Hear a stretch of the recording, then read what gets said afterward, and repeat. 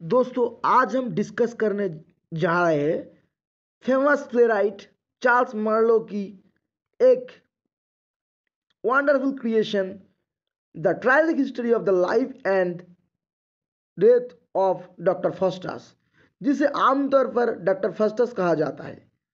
1604 में प्रकाशित ये नाटक मध्यकालीन काल और पुनर्जागरण के बीच टकराव को दर्शाता है। ये दिखाता है कि कैसे डॉक्टर फॉस्टस विनम्रता और आध्यात्मिक अच्छाई और भौतिकवादी लाभों को त्याग कर अपने विनाश की ओर जाता है। नाटक का अंतर्निहित संदेश यह है कि जीवन में हमारी पसंद हमारी आत्मा को मख नहीं देता है। डॉक्टर फॉस्टस एक जर्मनिक विद्वान है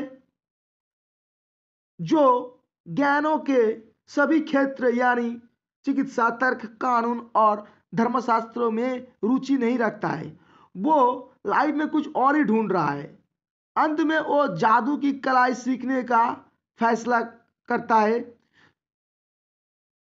और इसी बीच उसके सामने दो देवदूत प्रकट हो जाता है, एक डेविल एंजल और एक गुड एंजल। डॉक्टर फॉस्टस को दोनों एंजल अपने अपने बारे में बोलता है। गुड एंजल उनको कहता है कि तुम गुड स्क्रिप्चर पढ़ो, धर्मग्रंथ पढ़ो और जीवन में अच्छे अच्छे काम करो।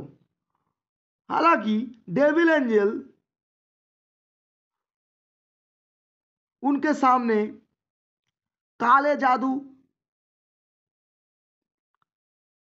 को सीखने के लिए उत्साहित करता है, लेकिन डॉक्टर फॉस्टस कंफ्यूज हो जाता है इस बीच और वो बाद में निर्णय नहीं ले पाता है कि वो क्या करे। तो एंड में वो क्या करता है,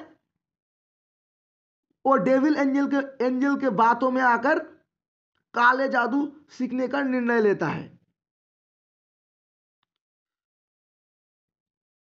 जब वो काले जादू सीखने का इरादा ले ही लेता है, तब डॉक्टर फॉस्टस के फ्रेंड बाल्देस और कॉर्नेलियस उसके जादू सीखने का यह निर्णय का समर्थन करता है। उनसे सीखने के बाद, काले जादू सीखने के बाद डॉक्टर फॉस्टस मेफिस्टोफिलिस को, एक डेविल एंजल को बुलाता है। मेफिस्टोफिलिस को जब बुलाया गया तब वो फॉस्टस से पूछा हमें क्यों बुलाया गया। तो मेफिस्टोफिलिस के सामने डॉक्टर फॉस्टस बोलता है कि मैं तुम्हारा 26 साल का सेवा करूंगा और उसके बदले तुम हमारी सेवा कर दो। इसका मतलब यह है कि मेफिस्टोफिलिस ने उसके बातों को अंदाजा किया और बोला ठीक है, मैं तुम्हारा 26 सालों तक सेवा करूंगा, लेकिन इससे पहले तुम्हें हमें एक वचन देना होगा कि हमारा बॉस लूसीफर को अपना सोल देना होगा, मतलब यानी आत्मा को देना होगा। तो डॉक्टर फॉस्टस ये डील को सहमत हो जाता है, मतलब उनसे सहमत हो जाता है और अपना हाथ काट कर वो एक एग्रीमेंट में सिग्नेचर भी कर देता है। इस बीच क्या हुआ कि वो जब वो हाथ कटता है तो उनका खून जमना स्टार्ट कर देता है। इससे डॉक्टर फॉस्टस को संदेह होता है कि क्या वो सही निर्णय लिया है। हालांकि जैसे ही मेफिस्टोफिलिस ने आग का प्रयोग करके रक्तों को पिघलाया, उसका संदेह दूर हो गया और फॉस्टस अपने सोल को बेच दिया। जैसे ही वो एक किया, उसके सामने होमोफ्यूज अफेयर हो गया।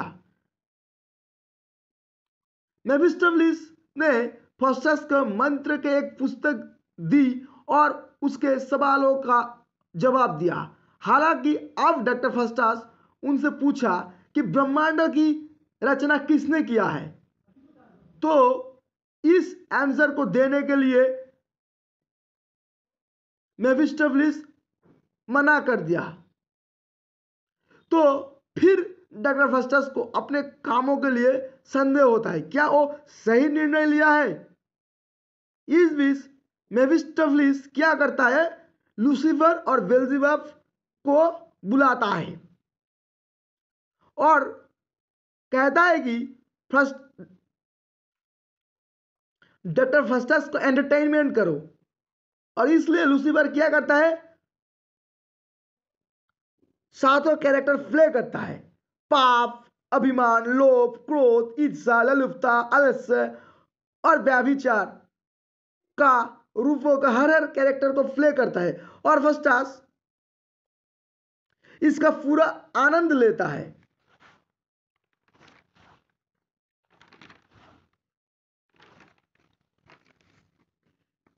आनंद लेने के बाद फेस्टस ने फैसला किया, अब वो उसका जादू का उपयोग करना चाहता है। इसलिए फेस्टस और मेफिस्टोफेलिस रोम के दरबार में पहुंचा, जहां पोप एड्रियन मौजूद थे। मेफिस्टोफेलिस फेस्टस को अदृश्य बना देता है ताकि वो पोप के साथ शरारत कर सके। वो पोप के भोज से खाना चुराकर और उसके कान में मुक्का मारकर हंगामा मचा देता है। वो अपनी जादुई शक्तियों से ब्रूनो नामक एक जर्मन को पोप की सजा से मुक्त कर देता है और उसका मदद भी करता है। फेस्टस जर्मनी लौटता है और ब्रूनो की मदद करने के लिए जर्मन सम्राट चार्ल्स V से क्रेडिट भी उसको मिलता है।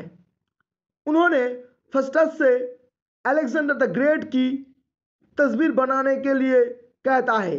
फेस्टस उनका इच्छा का सम्मान करते हेतु उसके सामने अलेक्जेंडर द ग्रेट की तस्वीर भी बना लेता है, जबकि चार्ल्स पूरा इंप्रेस होता है और एक अतिथि बेनिवोलियो फेस्टस की मैजिकल पावर का मजाक उड़ाता है।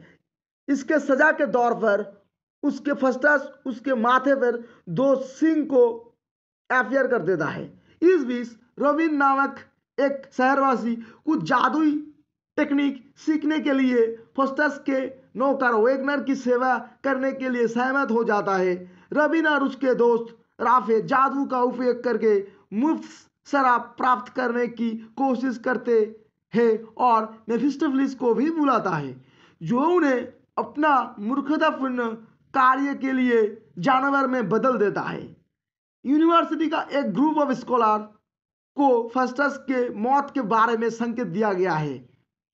वो लोग फेस्टस को ट्रॉय से हेलेन को बुलाने के लिए कहता है, जो ग्रीक पौराणिक कथाओं के अनुसार दुनिया के सबसे हसीन लड़की है। फेस्टस ऐसा करता है कि और उसके सुंदरता पर भी मोहित भी हो जाता है। जैसे कि फेस्टस को अपना मृत्यु का डर है, वो साथी विद्यार्थी यानी स्कॉलर्स के सामने अपना सारे गुनाह कबूल करता है। दोनों देवदूत फिर से फेस्टस के सामने अफेयर हो जाता है। दुष्ट देवदूत फेस्टस के सामने नरक के अंतहीन यातना और को प्रदर्शन करता है, जिसे फेस्टस कभी डर जाता है। और अच्छा देवदूत उसे स्वर्ग दिखाता है, लेकिन उसके बुरे कर्मों के कारण उसका स्वर्ग प्राप्ति नहीं होता है। डॉक्टर फेस्टस उनसे दया की भीख मांगता है और नरक में ना ले जाने का अनुरोध करता है। हालांकि अब बहुत देर हो चुकी है। जैसे ही घड़ी आधी रात को होती है, शैतानों की एक समुदाय फेस्टस को नरक में ले जाता है। अगले दिन स्कॉलर्स को फेस्टस की फटी हुई शरीर मिलता है और वो निर्णय लेता है कि उसका अंतिम संस्कार करे। ऐसे ही डॉक्टर फेस्टस इस प्ले का एंड होता है।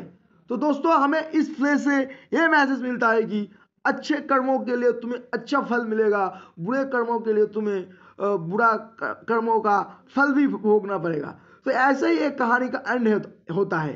ये एक क्रिस्टोफर नॉलन का एक मार्वेलस क्रिएशन है। तो इसको हम इस वीडियो में ट्राई किया है, तुम्हें पूरे से मतलब इसका कोर कंसेप्ट तुम्हें मालूम हो सके और तुम इसका ब्रेटाफेस्टस का प्ले का जो कही हुई चीज़ है तुम उसको मतलब समझ सको। तो आज के लिए इतना ही, मिलते हैं नेक्स्ट वीडियो पर।